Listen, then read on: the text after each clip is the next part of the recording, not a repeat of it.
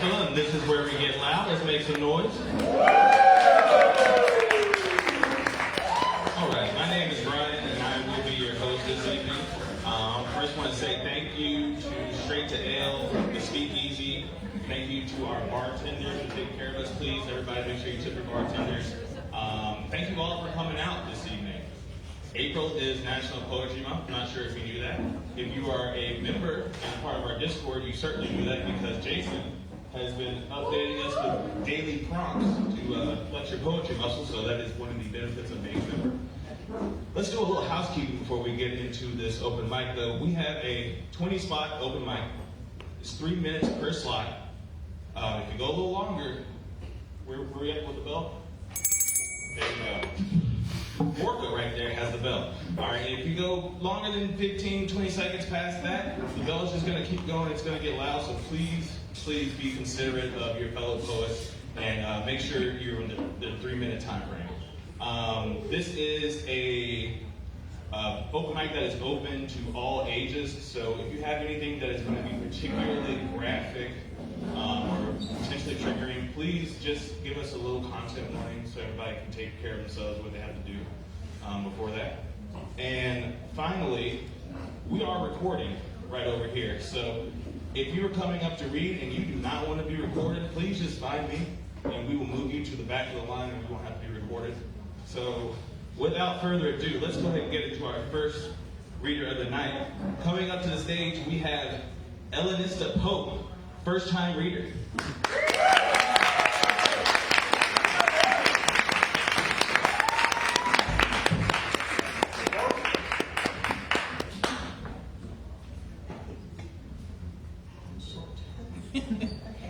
This one is cool. I'm learning. Has the story already been written? Or do I have choice in this? The stars drew patterns on my face. The mystery I came from lives within. I moved through this life I chose, meeting some I've known, others I've yet to know, teaching me what I came to learn. This path, my choice, since before I came and after. Each lesson's joy, each lesson's pain, my body feels, my soul retains.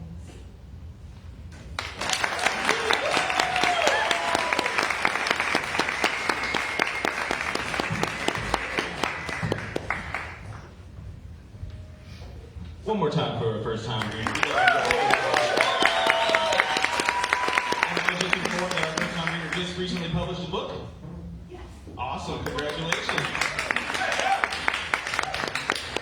All right, so here at Out Loud, we are a spoken word community, and we've been around since 2014. Our goal is to provide an accessible platform, a safe space for writers and poets of all walks of life, and we do this through open mics, workshops, get-togethers, all in order to grow the literary arts and creative writing in our city, in our community, and the whole state, honestly. So, before we get into our next one, I would like to remind everyone that doesn't know, and everyone that doesn't know, I'd like to tell you about our grant that we have, and it is 2 $500 grants that we are giving out to local writers, must be over the age of 18. The grant timeline will be closing, apps close at May 17th, so you have about a month left to get those grants in. And then they will be announced in June the 21st at the open mic. So go ahead, just move on to our next reader for this evening, Remus.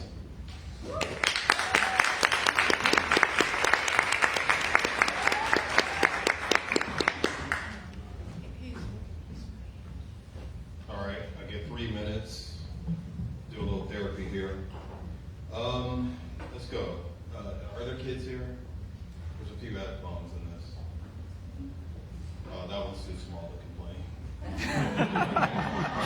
All right, fuck it, I suck. I can't even articulate how much.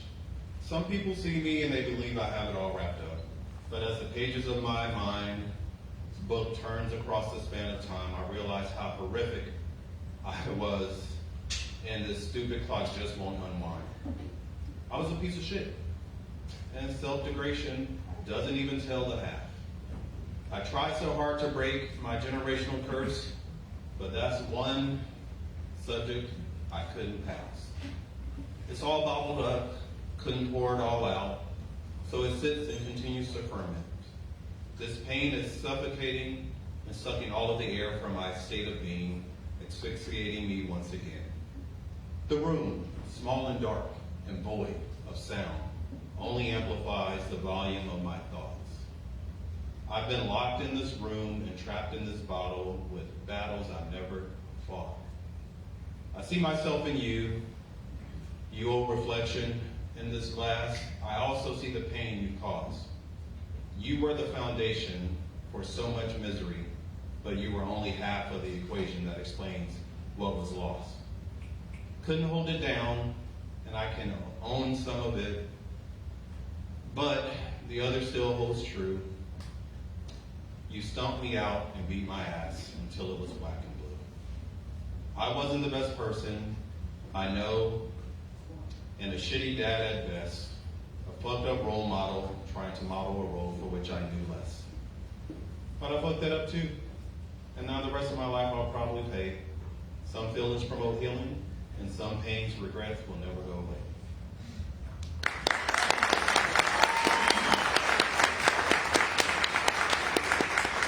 A little dark, so I'm gonna do something a little light here.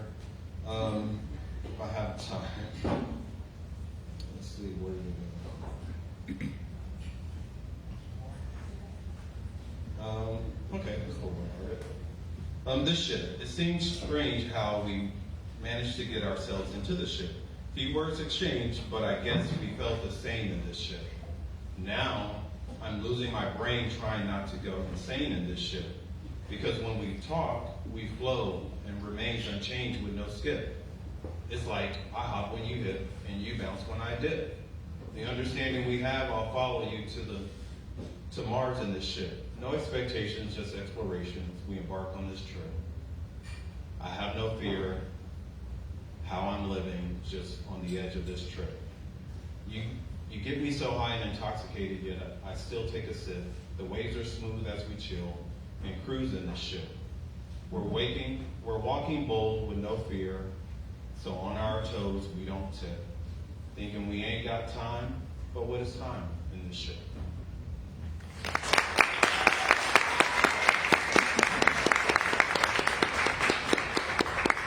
Thank you very much, Remus. Here at Out Loud, we are a non-profit, which means that we are po-po. So we take donations in that little waterfowl jug over there. Also, you can go to our website, outloudhsv.com. You can also find out more information about the grant I just mentioned at our website. So please, please, please, please, go check it out. Up next, coming to the stage, we have another first-time reader, China Steele. Woo-hoo!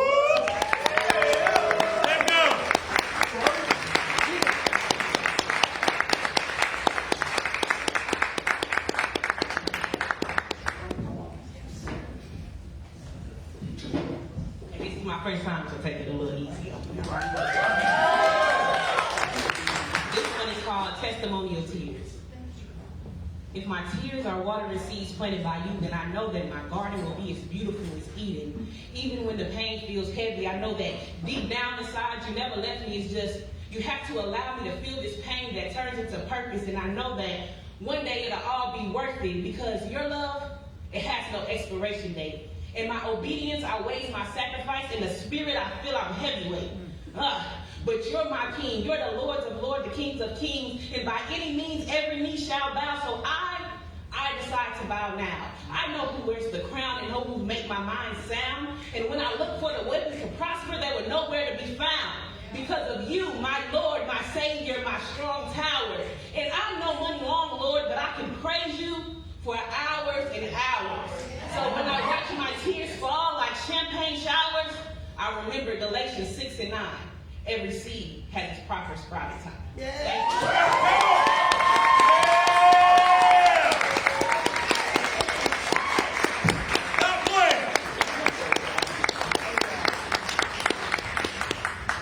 One more time for the first time. Thank you.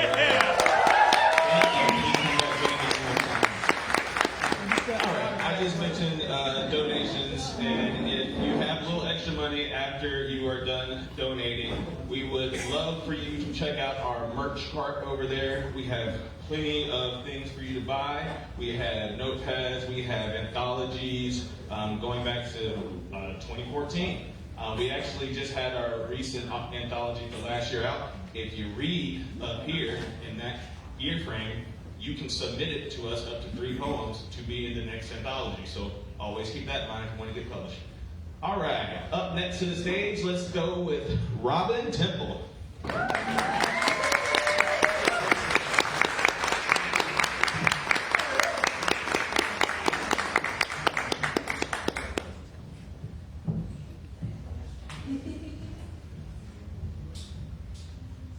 It's hard to follow. Eyes wide shut. Sometimes I have second sight, like someone turning it out of light. Oh, the things that I can see. The ugly and the majesty. The beautiful inside a child. The adornment of a place grown wild.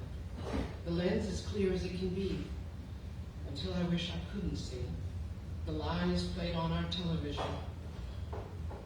I see and hear, no superstition, the con some beings like to play on most occasions, every day. Most people defend their position, refusing any imposition. On all the issues they believe, but seeing means, I know indeed. They're just prisoners inside their mind, afraid of what they'll leave behind, afraid of what knowing brings, afraid to let go of everything. I let go because I must. Knowing is a state of trust. A mission I just can't reject. A calling is what I suspect. If you're called, you'll seal too. Then you'll know what isn't true.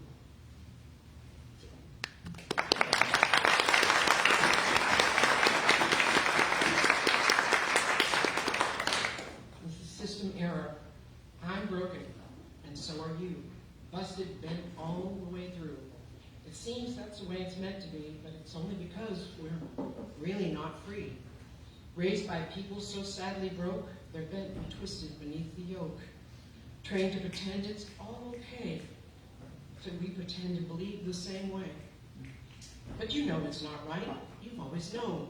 In quiet moments at night when you're alone, not meant to labor away all our days, to reach for a goal that never pays. And when we get there, we're used and spent. That's where all your hard work went. So we're broken in early and made to follow, obeying the rules we're supposed to swallow, repeating by rote, never asking why. What a glorious thing to be free to die.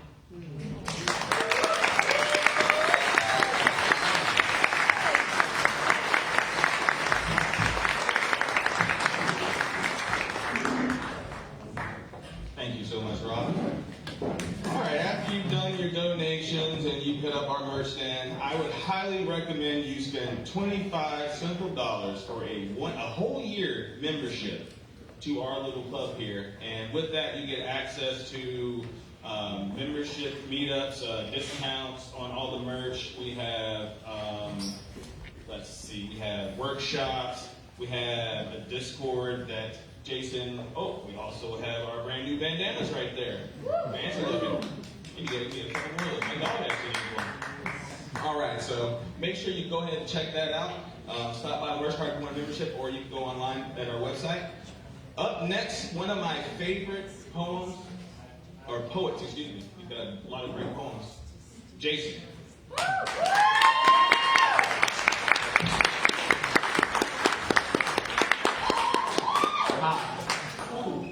Still feels weird. There's a speaker, there's a speaker right here, right where I'm pointing. I can hear myself, right and left here.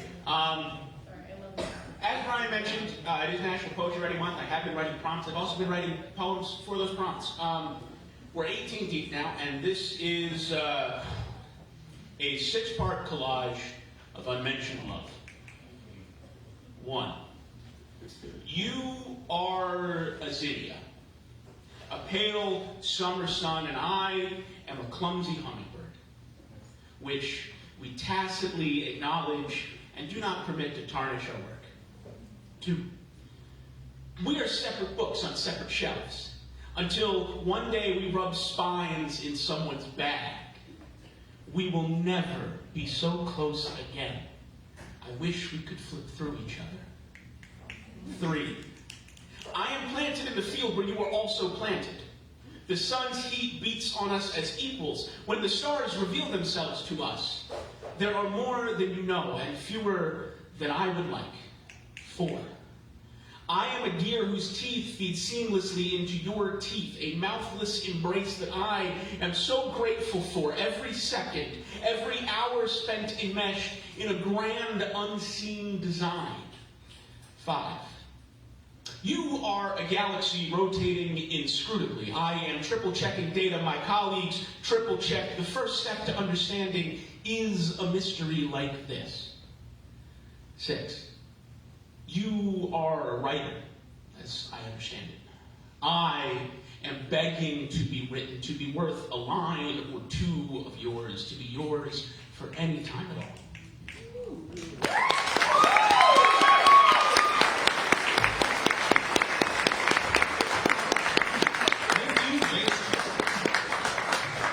All right. So I know I mentioned the grant earlier. I just want to go ahead and reiterate the fact that May 17th is when everything is due. All right. So if y'all can repeat it back to me, when is the grant due? May 17th. All right. That's what I like to hear. Up next to the mic, Emma Rose.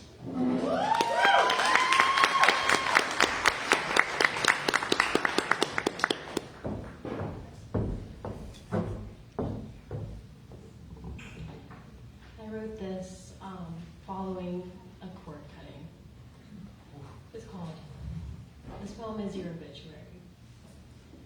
His face and mine, a reflection I couldn't fight, lay gently in spring grass lay bent, eyes forced to meet once more. Blanket burst and then rage burned the edges of pages feverishly written, hands desperate to find a hold in a toddler's size meltdown. The grass became loose in my palms. I remember sitting next to you. My sweet, empathetic 9-year-old self left my play, and I sensed you needed to be held. I watched as you ripped a pile of fresh spring grass. It was also April. New lines formed in your brow, crevices only losing a father can carve. My anger melts into a shimmery pool of silver. The reflection, you are my ghost, coming to haunt me. This is awake, and I'm looking at your face for the last time. The cord has to be wrapped first.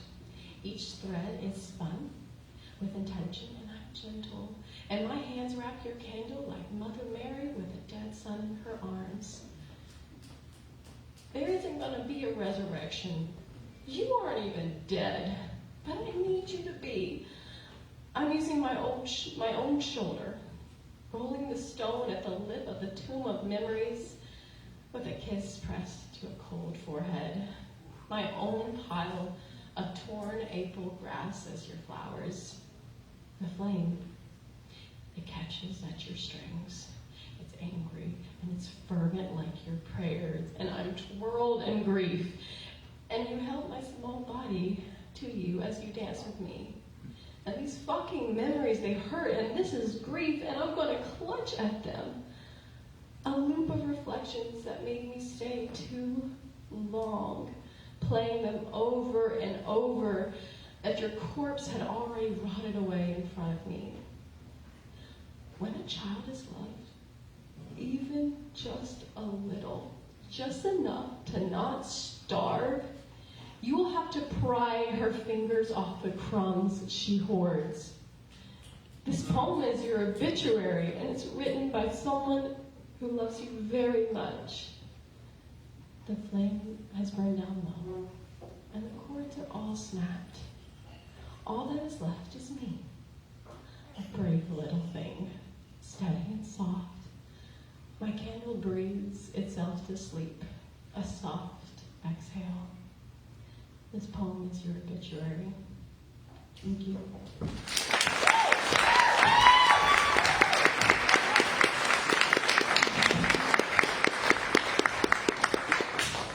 Thank you very much, Emma Rose.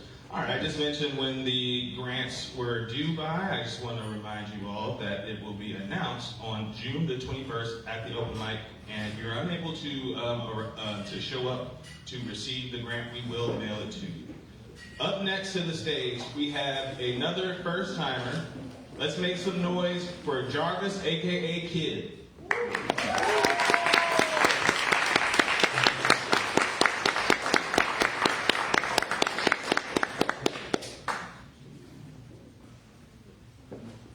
How we doing tonight? All right, so since this is a poetry event, music is the best poetry that exists.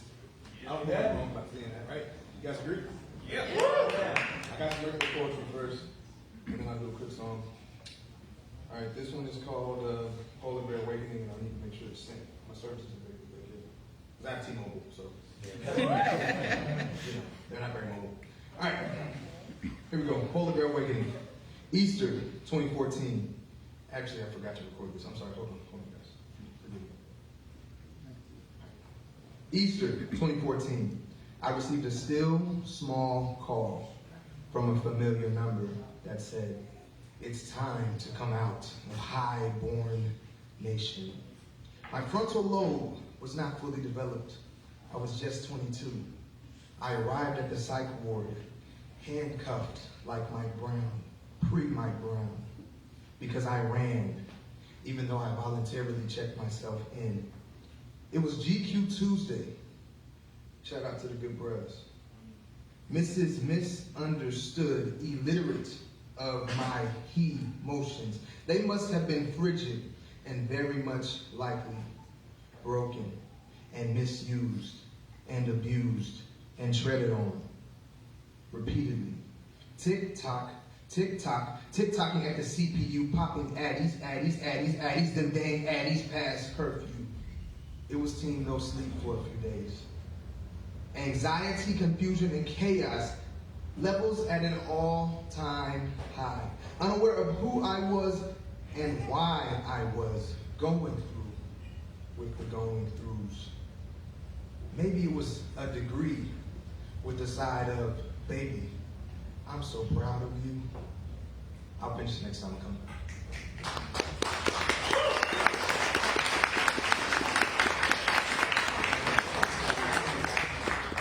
All right, this song is called It Don't Matter. I think I got like a minute left, so it's going to be a really quick one. But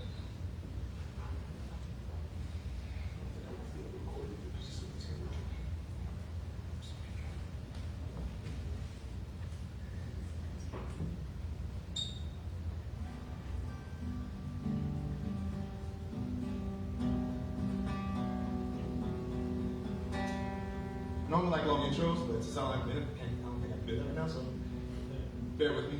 It's kind of tough. It don't matter that you messed up. It don't matter that you're stuck. God loves you.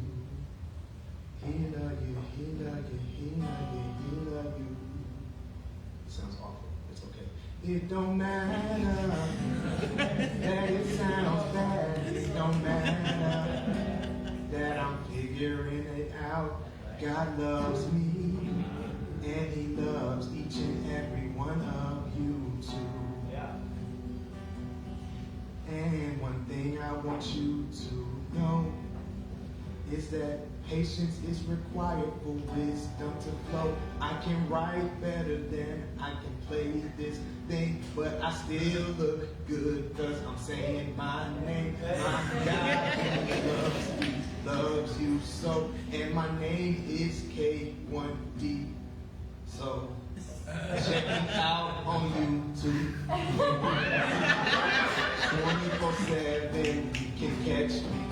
I be playing the guitar, sometimes the harmonica, sometimes offbeat, but it don't really matter though, because we all playing a song with our heartstrings that he gave us some home training. taught me how to play this, and I messed up in life a few times, but I'm spontaneous feeling this. You got to know that he loved you, he loved you, he loved you so. God loves you, he loves you, he loves you so. And the rain will come, the storms will blow, but it's all because you gotta grow up. Let's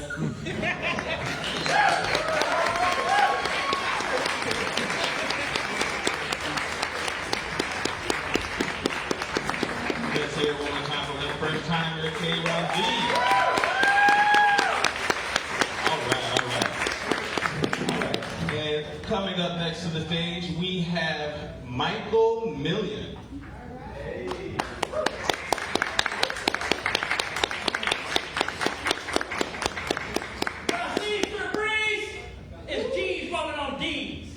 They were born for days like these, without enemies and police. Why G's on the dice? Oh, G's on dominoes in the grill. It's a shame that in due time some of these brothers gonna get killed. Now when I see through the breezes, G's throwing up seeds. They live for days like these. Index on spray cans removing bees. BGs were slow to hate me, but OGs motivated. It's a shame how being blind makes you know your soul is sacred. Now when I see through the breezes, G's getting ready to squeeze. They die for days like these. Hand-me-down stripes from big homies. YGs and BGs start to bust. OGs duck and cuss. It's a shame our ashes become ashes and dust. Becomes us. I'm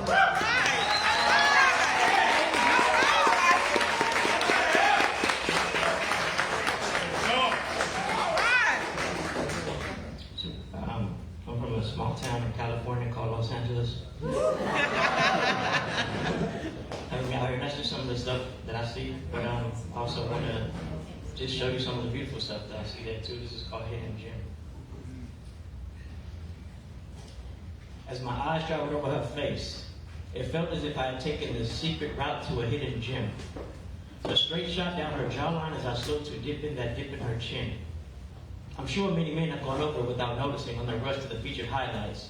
But on this road less traveled, I'm focusing and seeing everything that I like. I came around the other side with a wide turn. Everything in this area was hot while a little fire on the side burns.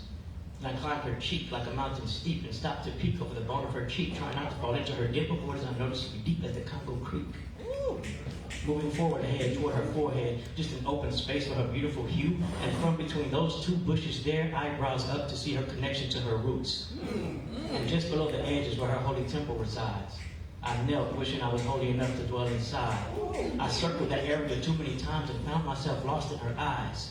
But I managed to escape from and blink before they closed, and then drove down the bridge of her nose, and found myself on this lovely clip of her upper lip that hung a bit above the other lip. I love to get just a look at what exists inside there. So I came down and around to the corner of her mouth and made a right there. And right there was the most beautiful sight that is to see in all the lands, and I swear, every morning I want to watch the sun rise there. What a hidden gem. Where on earth has your smile been? Well, just know that I made a roadmap. So no matter what the world may do to try to hide it, I will never, ever forget how to find it. Thank you.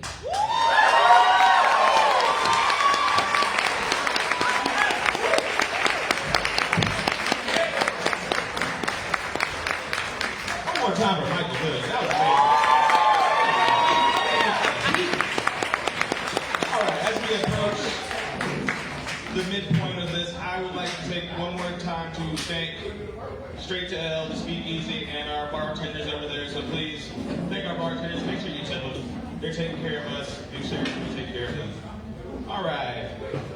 Next up, we have Victoria Wiley. All right. Make some noise for Victoria.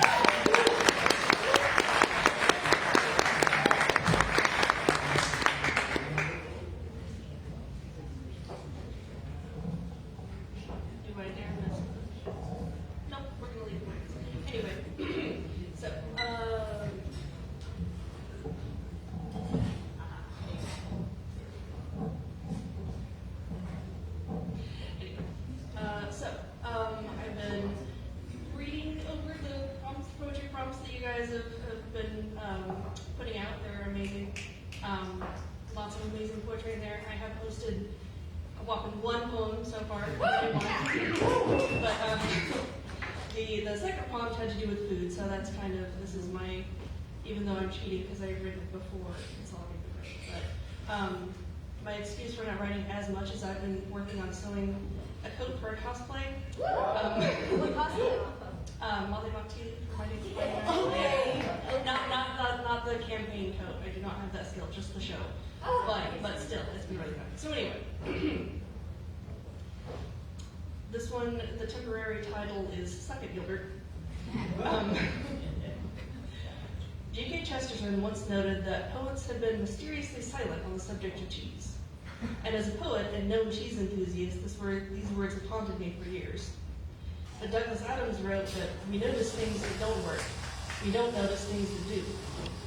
These words didn't haunt me though, probably because they work. I write about my relationship with my mother. I write about my brain, my perceptions. I write about humans. And occasionally I write about the times when things work shockingly well. I'm silent on the subject of my shoes, my siblings. I see them. A moment of gratefulness fills me. I may utter a thank you, but I don't pick up a pen. They'll be there. My poem is a life lived in that security. So when I fill my mouth with cheese instead of verses, and my hands hold some well-pared fruit instead of a pen, understand, Gilbert, that we are silent about cheese because we're too busy eating it.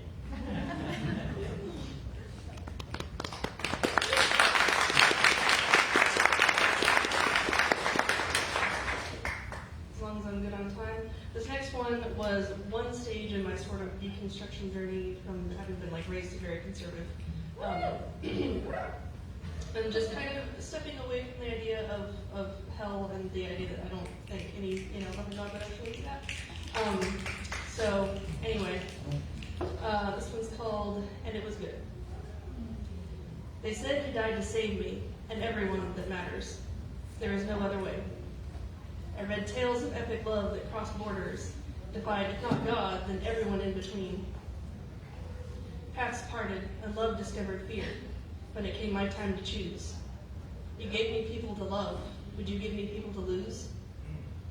Don't say what you don't know. Don't make promises you can't keep. There is no peace, no paradise, if they can't be with me. Tell me that's not holy. Is it not what Jesus did? My love can't be more perfect, and I love those you forbid. When the time comes, I will look them in the face and say, there was no other way, and it will be good.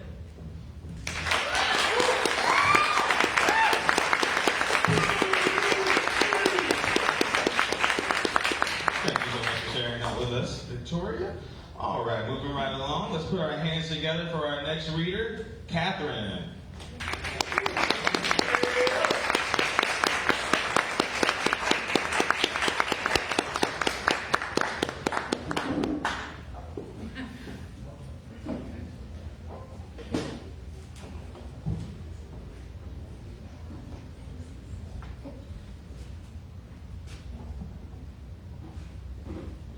Once I lived in shades of sleep, far from the glow of sweet reverie, ill while bloated flies buzzed patiently to feast. My heart, long withered in my chest, opened like a festering wound, and poison burned beneath my veins, seething with rage. I heard Ophelia's call from the gentlest waters. I inhaled the scent of wilted flowers from her swelling hair. Their song, like a siren's curse, bewitched me. So lovely was the dream, to sleep. But softer still are the petals of your fingertips, come to still my darkest dream. I wake to the gentle greens of spring and breathe the sunlight from your hair. And slowly my dead heart began to beat and bloom. I hear your call, your laughter, your whisper, soft as flowers moving in the breeze. And now their songs speak of things your eyes reflect to me. What at last your grace has taught me, how lovely it is not to dream, but live in something like spring.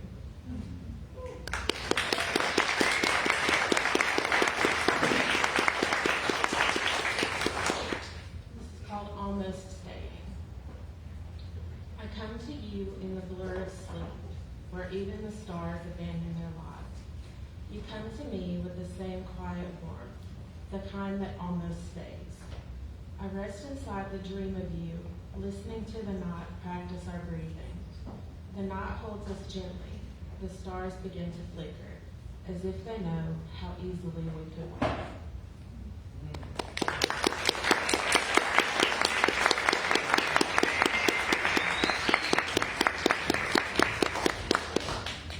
One more time for Catherine, everybody. Thank you very much. All right, and just another reminder, those grant applications are due May the 17th. You know, just make sure. We're trying to give money away, guys. Just make sure you get those applications in. All right, let's put our hands together for our next reader, Shane.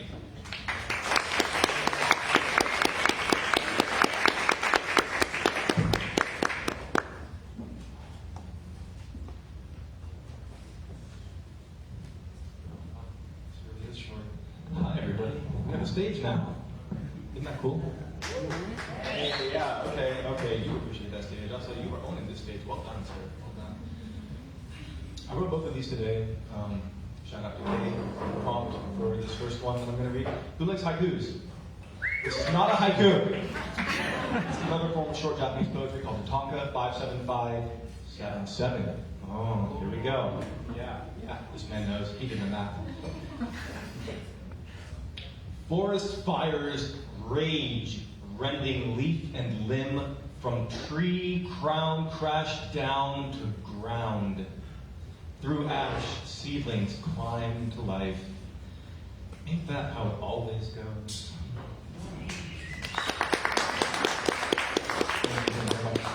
This next one, I am a slut for jazz. I truly believe in my heart of hearts that jazz is America's single greatest contribution to the human condition. And anybody who can guess the jazz song that this next one was inspired by, I will buy you 2 drinks. Anybody, I don't care if it's 3 of you, whatever. I just love it that much, you know. Let's let the love go around. A breath between our lips, a rhythm of the hips. We're listening and sharing trust. That starlight in your eyes a gleaming. Oh, I must be dreaming. The music starts to play. The world, it fades away. And now we hold each other's gaze. Wrapped in my arms, I feel you breathing. There's no way I'm dreaming. Our bodies start to move. We're locked into the groove.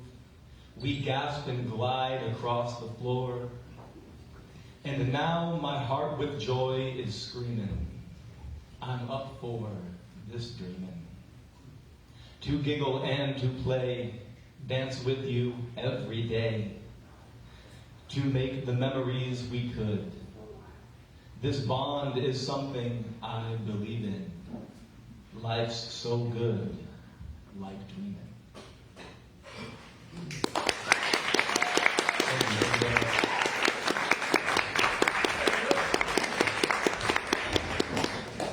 One more time for Shane. I choose to get slut in jazz, so I'll make that up. All right. Up next, our next reader is Beatrice.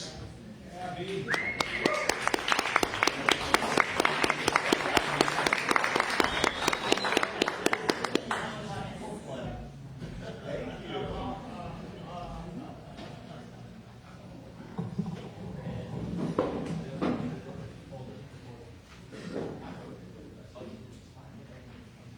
was the end of summer. Groups of tired leaves were nonchalantly falling to the ground. A breeze was agitating the high tree branches overhead. The sun was getting low in the sky, and nature was arrayed in scarlet and gold. I had a feeling in my heart, a longing, intensified by this magnificent early autumn. I wanted to find him, or rather, I wanted him to find me. The person my heart was missing, the one who could help me to make sense of it all. Where are you?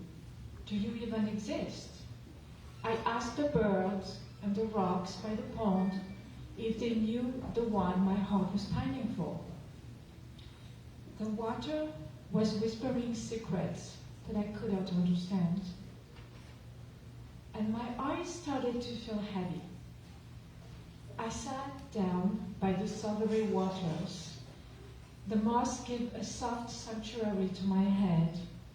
I felt serene, and I was breathing gently in the quiet evening noises. I woke up later that night, shivering in the moonlit coldness of the woods. I looked around, and I realized that I had wanted to fall in love, but instead, I accidentally fell asleep.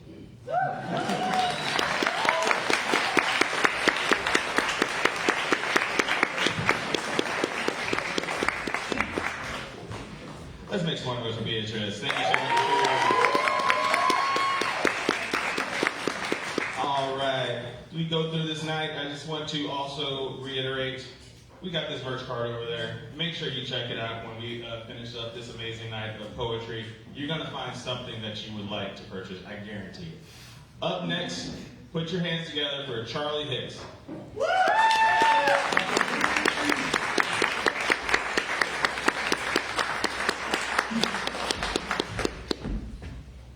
I'm going to adjust this real quick.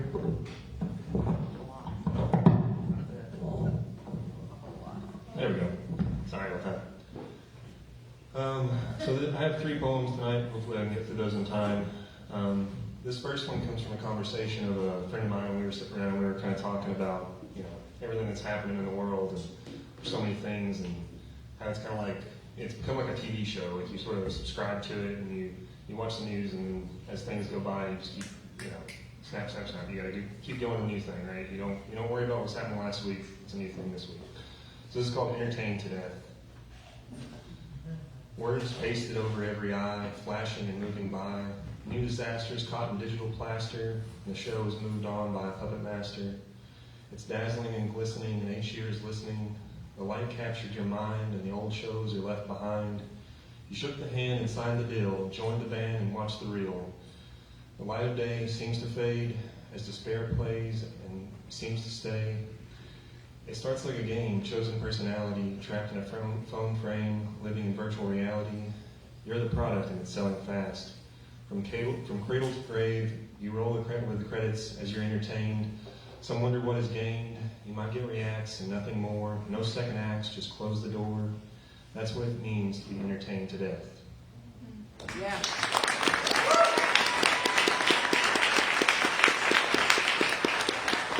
So the second poem is, it's called Boundaries Crossed, and it's in relation to a bill that was passed this last week by Congress in relation to the Boundary Waters, which is the shirt I'm wearing tonight and these shoes. I actually did 50 miles of canoeing in those.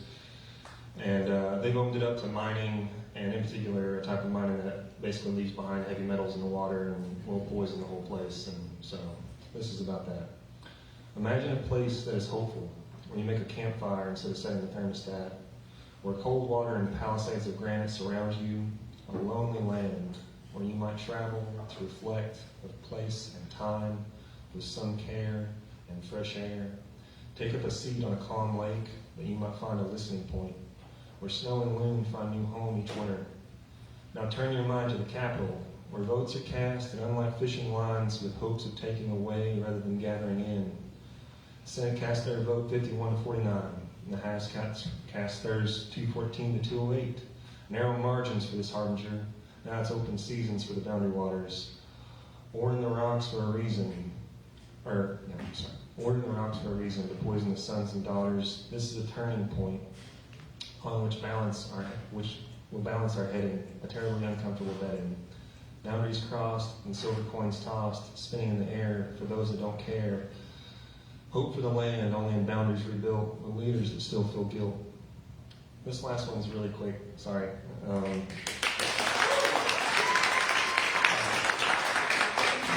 This last one's called Love's Word, and it's just kind of how I feel about trying to capture love into a poem. It was from one of the prompts that Jason put out this month. Translate to the tongue the mind's desire, find the quiet that's quite enough. Take yourself into space and fill in the blanks. What can you know that subtle speaking is still a weakling? They can feel it as you feel it. Silent meaning, deeper than any diction, known by the conviction. Strange place and strange eyes, like heat from the invisible flame. You feel that great link, even for the lack of the ink.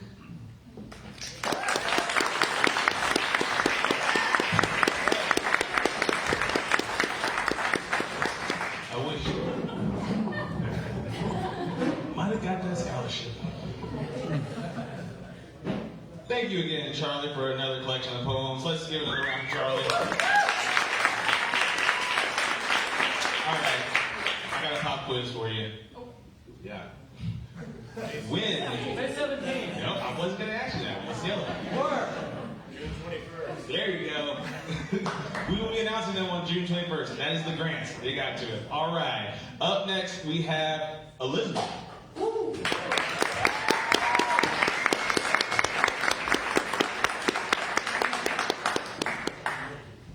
So glad you brought this thing down. Hello. Hi. All right. This first poem I have two is called En Cualquier Momento, which means at any moment. Whenever we talk, you tell me that at any moment you're ready. It's a honed skill how you manage to slip it in, leaving this temporal plane, or maybe you just can't help it. To cut loose from this timetable would be no big deal. You're ready, been ready for years. Collect me, Lord, en cualquier momento. Then you asked me about the rapture. But how does one know if they're chosen? This too you pose to know, I know, since so much was lost. Errant years, so now it's impossible to not to ask. To ask like a reminder, or a question that sounds like something else. Since you're my father, since you put it like that, since you're ready to leave, I listen, I give an answer. What would be the proof? The rain falls on the terracotta tiles of your roof, like the apartments in the desert southwest, where we once lived together. I can hear it over the phone. On sunny days, you water the lemon tree with a plastic soda bottle. Most of the label is torn off. Tuck it back behind a bird of paradise, leaning into the path where people walk. The space is too small for them. It's all the room there is, a patch of grass between cracked asphalt and a narrow walkway in front of your rental place. Estás listo, lo sé, pero espérate.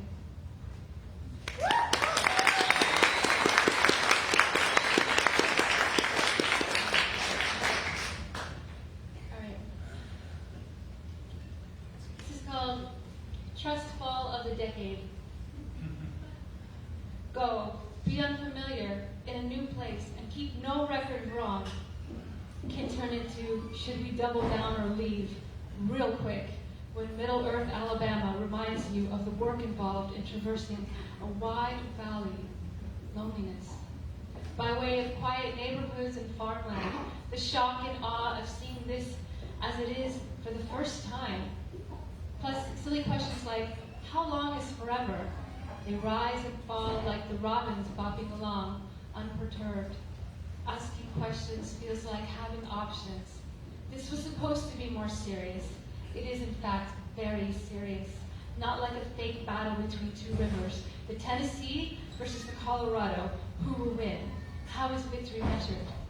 Asking questions feels like having options. This was supposed to be more serious. But before you know it, a hot cup of coffee with my Los Angeles love, and we're back in it together, looking out over hills beyond the yard. Lovely.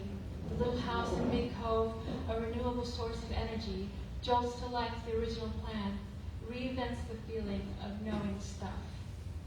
Every little bit helps, especially because even with the dogwood and the crepe myrtles waking up from a long nap, all but 3 blossoms blew off my greenhouse bougainvillea. Act the miracle is not the same as fake it till you make it, make do, or even just change your location settings till you get yourself sorted, which looks like it's going to take a lifetime. No, even though counting the cost feels like running after the bus, I want to love you for real.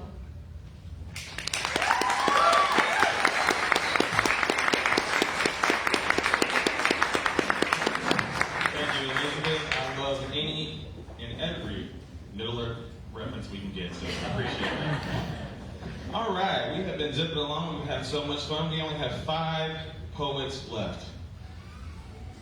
Coming up next, oh, excuse me. We have 6 poets left. I don't know how to count. Actually, like 7 because 2 of them in one spot. I'm gonna stop counting. Up next is my dear friend, Grace.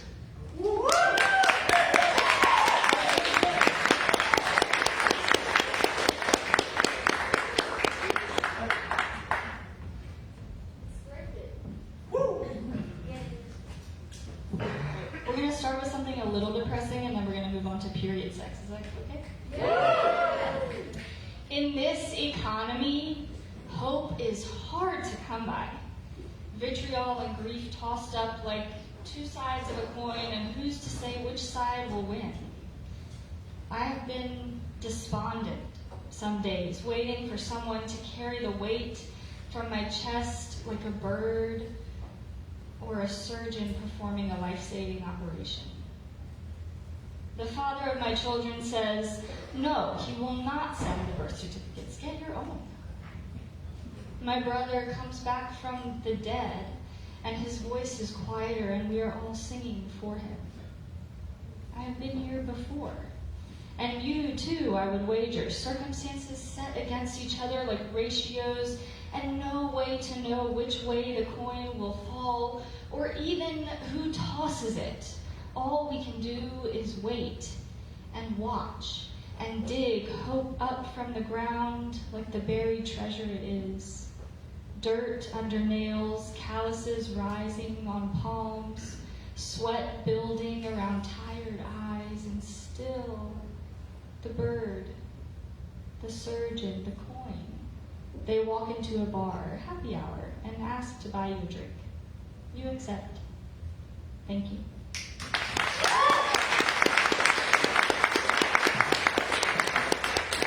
This is called Love on a Highway Shoulder. When S and I were newly dating, 1 month fresh into something that felt dreamlike in its ease, we drove to Charleston, visiting my family, he for the first time, me checking in after an unexpected hospital stay. It is near midnight when the tire bursts. We hear it flapping on the asphalt, and we lock eyes. We say a simultaneous, oh no. Moments before I was dozing, wondering what it will feel like to be fucked by this man in a hospital bed. And now, flashlight in hand, all I can see is kindness bent over nuts and bolts, and on the far side of the shoulder, I am his quietly. Skin against metal, skin against skin, hand over mouth, tongue over tongue, headlights blazing past us, and not seeing our bodies shadowed and damp and desperate. 2 a.m. and finally my back meets bed, and he is covered in my body, slick with blood from me to him, and he is saying, sexy, sexy, sexy. And I know I will never recover. Thank you.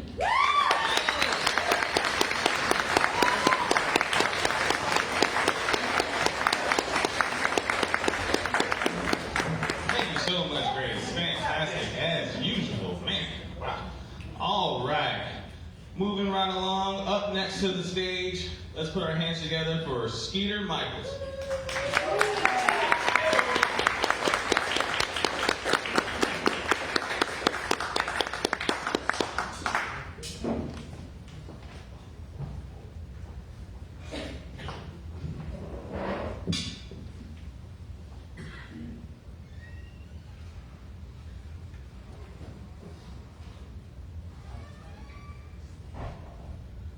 Watching the drying self-portrait.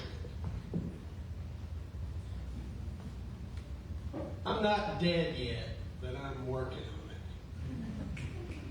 I can already taste the estate sale snacks and smell the must off the dusty crumbs I'll eat at the flea market and antique mall. That's where I suspect I'll linger long, unless, of course, whoever thinks my better parts might make a nice Christmas gift for an old aunt or uncle. But not much in this frame is worthy to be forgotten. given to those who never knew me. And what little there is only has value for the few who admire the marks left here. That's the part which they'll call character. A surviving hope that turns to nostalgia, being a form of myself squared in the melancholy someone else won't want to leave behind either. Perhaps I'll look like that grandfather out of their eyes corner that's been gone many years, bearing a slight countenance I can hang in the part of that memory as the cheap piece of art I am. If seeing my craft now, knowing it has some name I'll never observe from my own mirror, a tear moves across my face. The heart has hardly dried, that has already dried, leaving hardly a stain. I'm not dead yet, but I'm working on it.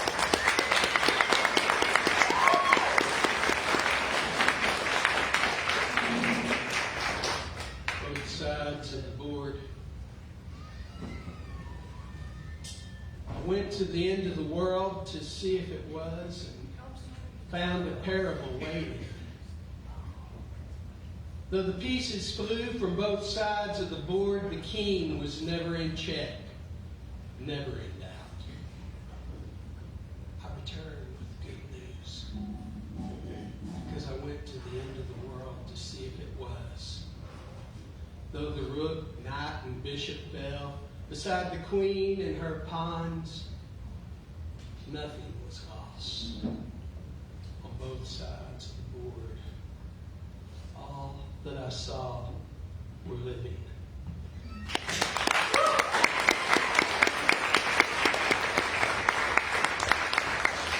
One more time for Steve here.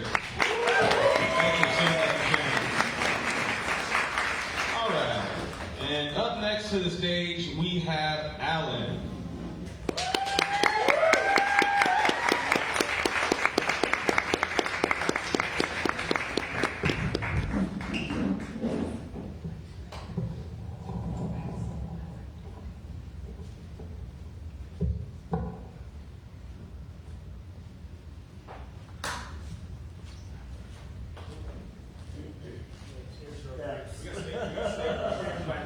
Okay. Awesome, thanks. Here for a little while.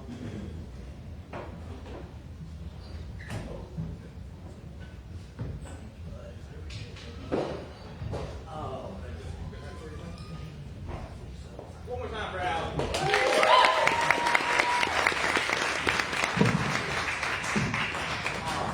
Greetings, everyone. Sit up.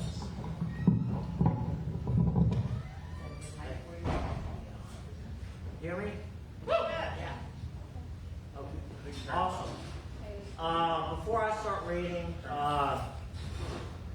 on? Hello? There we go. Awesome. Before I start reading, I want to thank all of you, and I want to thank Out Loud Huntsville in particular. Isn't this a wonderful platform for us to come out and share our voices?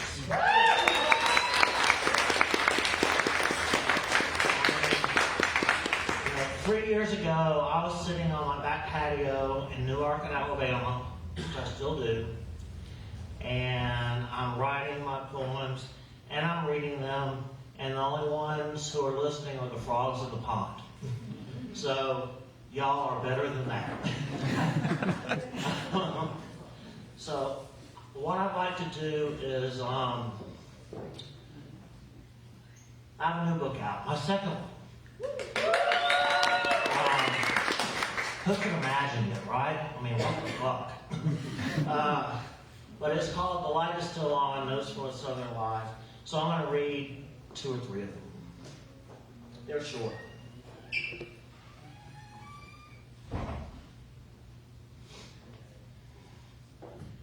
The porch light was a promise. The porch light was a promise no one thought to explain. It simply appeared at dusk, a small, steady sun screwed into place by someone who believed in return. It said, the house still knows your name. It said, whatever you were today can be set down here.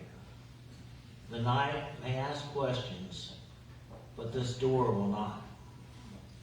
As a boy, I thought the light kept danger from crossing the yard. The dark, the woods, the long thoughts that waited past bedtime. I did not yet know how much of danger comes from inside. Later, the light meant grace. Though no one used that word, it meant you could arrive altered, mud on your shoes, truth unfinished in your mouth, and still handed a chair. In the South, belief was practiced. No creed, no footnotes, just the understanding that someone might need you to come back after, I'm sorry, excuse me. My glasses are fogged, I'm sorry. In the South, belief was practical. No creed, no footnotes, just the understanding that someone might need to come back after leaving wrong. Even now, when the world insists on brighter lights, faster answers, I trust that old bulb buzzing its love hymn above the door. Faith without spectacle, welcome without questions. The porch light never promised safety, only this. You would not have to stand in the dark, deciding whether you were allowed to knock.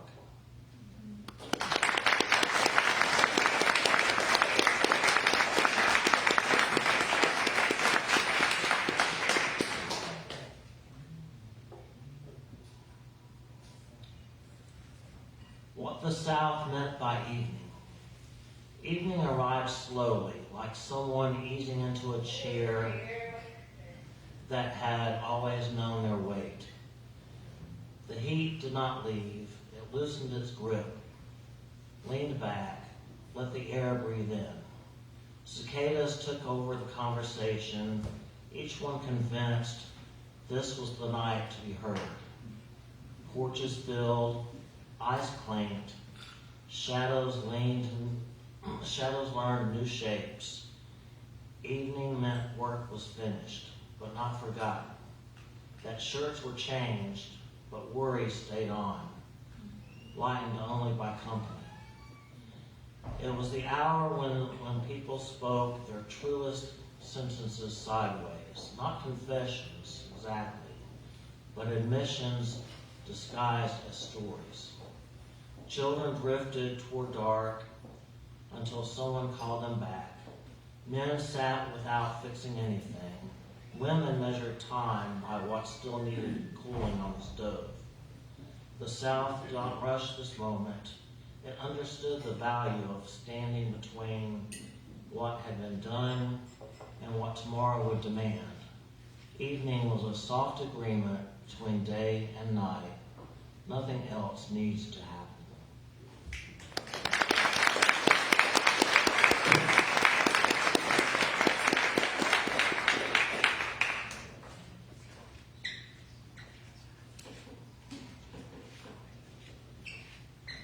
Being gay in Alabama meant. Being gay in Alabama meant learning the weight of a room before stepping into it.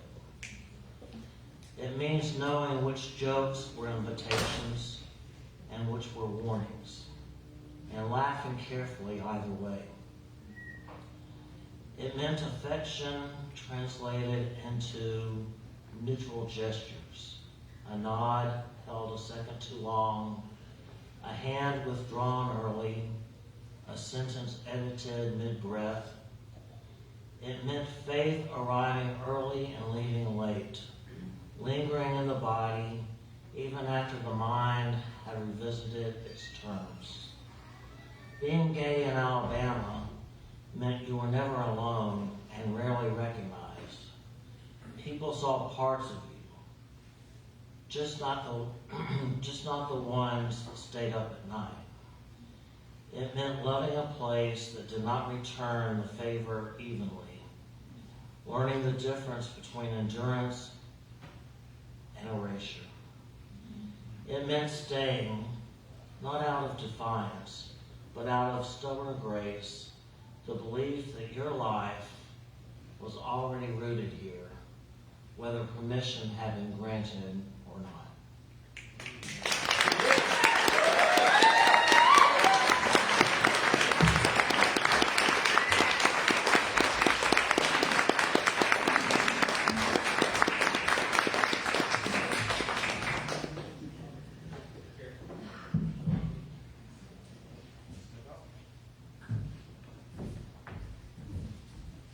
Another round of applause for Alan.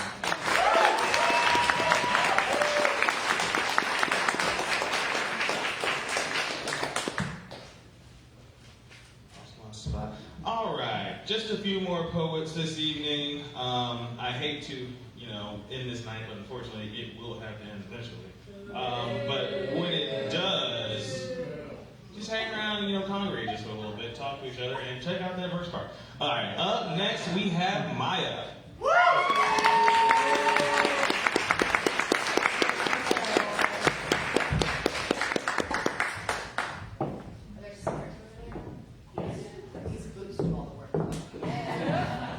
I don't know how to make this taller. Thank you. Also, so this, Jason, I did write 1 for 30 for 30, and this is it, but I didn't send it because I got nervous. Thanks. Doesn't have a title because none of mine do. Bruises ripen as a fruit does. Pale first as birth, the center of the flower forming a hard and lengthening bud. There is no ripping asunder of flesh, no thick gush of blood between. Does it hurt when hands press the still hard body, squeeze to find its yielding sign? Does it beg for the bird's sharp beak, attempting to break through, to consume, to eat? Does it ask for the warmth of skin against its tenderness? Touch sending pain, is it wide and dull or sharp? Thin, through the body, the vines and stems and leaves, the ease of separation, signaling the end of growing, the beginning of maturity. Does it hope at the end, as it falls back to that from which it was bore, that its time has been useful in some way? Bruises disappear as a fruit rots. The ripeness brief as breath, taunt skin darkens in the shrinking, shriveling once more down to green. Thank you. That's what it was, Jason.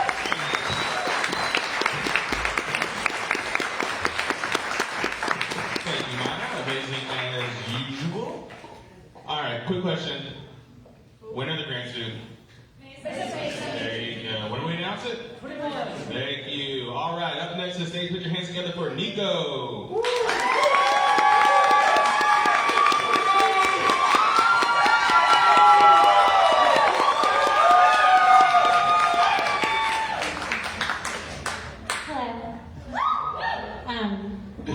This is my first time doing it with y'all, so.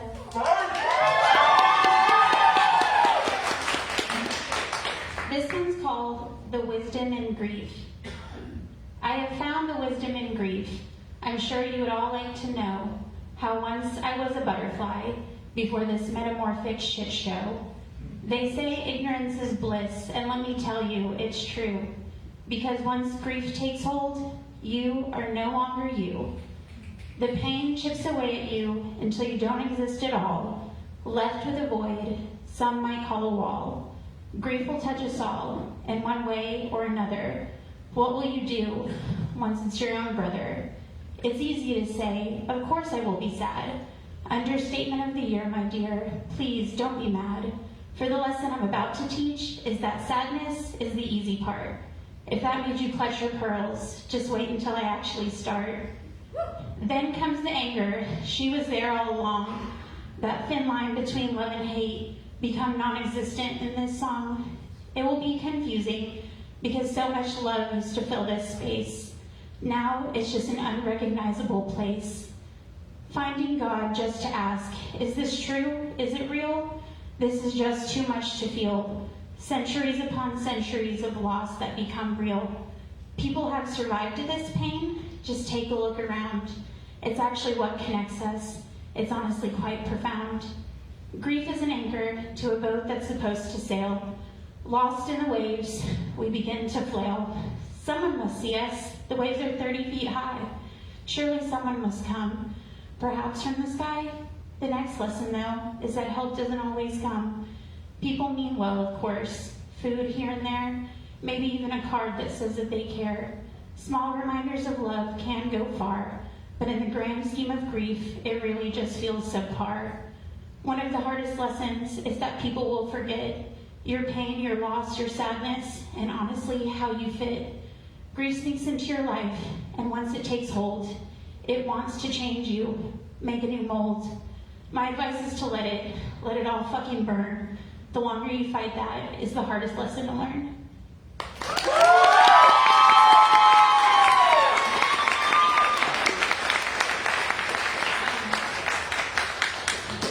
I'll read you one more if I have time. This one's a short one. It's called Roots. Everyone wants to consume, but never nourish. I work better like roots from under the surface. Something to hold you while the winds of life keep blowing. It is in the depths where I shine, overlooked and undervalued until a dark night of the soul takes hold, then looking for a light to shine the way, not knowing I was there all along.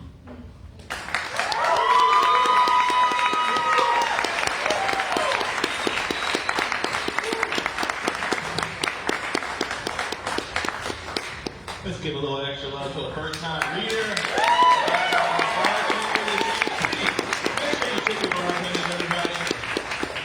All right, for our last poet, we have a special treat this evening. We have a pair, Beth and SJ. Everyone put your hands together.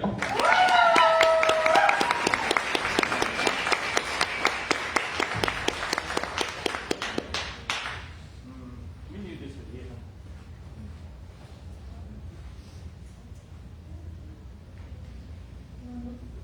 There we go. Let's see. Is it working now? Yes.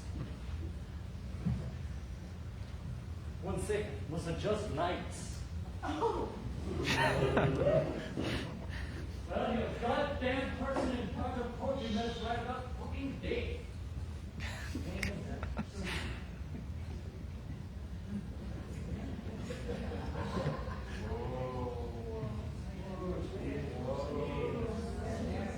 Intimacy, like hot.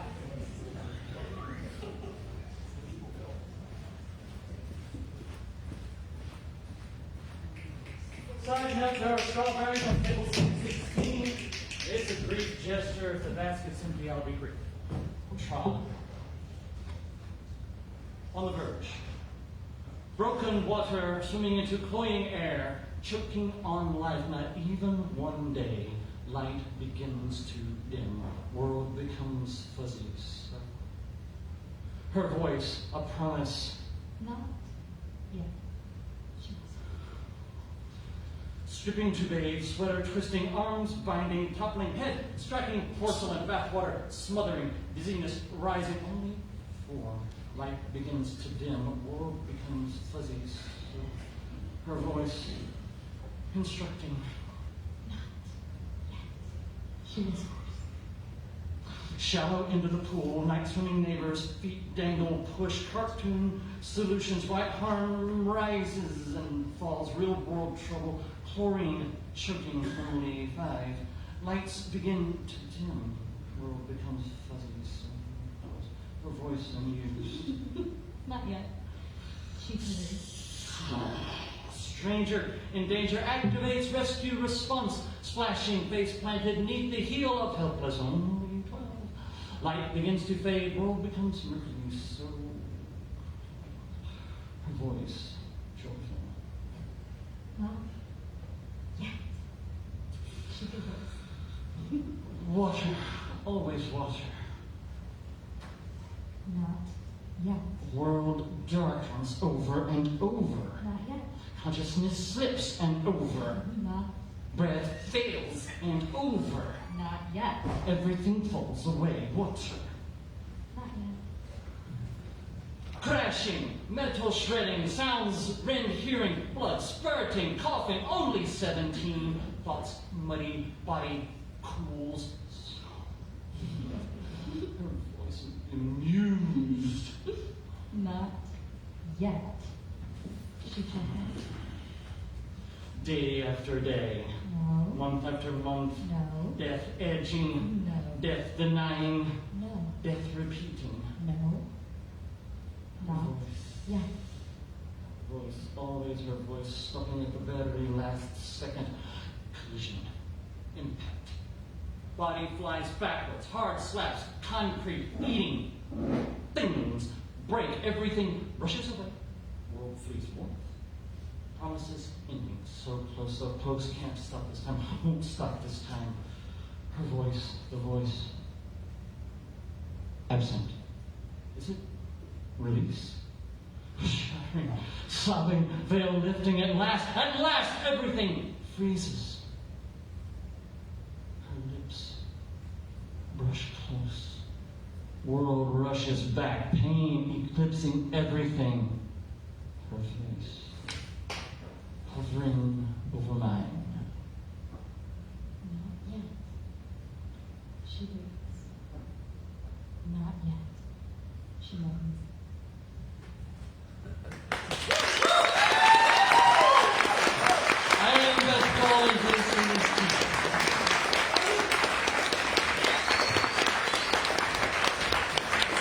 All right, thank you, Beth and SJ. One more time for Beth and SJ. That was amazing. Really excited about this. So great. And another round of applause for you all for coming out this evening. Thank you guys for showing up. Make sure you tip your bartenders. Check out OutLoudHSB.com for any more grant information. And thank you guys for coming. We'll see you next time, same time, third Sunday of the month. Bye.